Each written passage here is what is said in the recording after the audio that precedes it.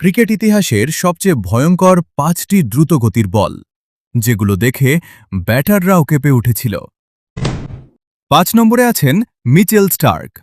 অস্ট্রেলিয়ার এই বাঁহাতি ফাস্ট বোলার ২০১৫ সালে নিউজিল্যান্ডের বিপক্ষে ১৬০.৪ কিলোমিটার প্রতি ঘণ্টা গতির এই বলটি করেছিলেন।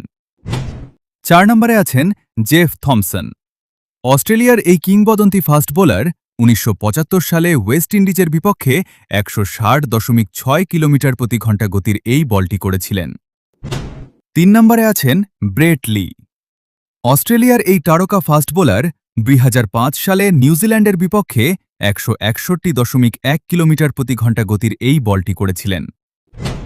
২ নম্বরে আছেন শন টেইট। অস্ট্রেলিয়ার এই ভয়ঙ্কর ফাস্ট বোলার ২০১০ সালে ইংল্যান্ডের বিপক্ষে ১৬১.১ কিলোমিটার প্রতি ঘণ্টা গতির এই বলটি করেছিলেন। ১ নম্বরে আছেন শোয়েব আখতার।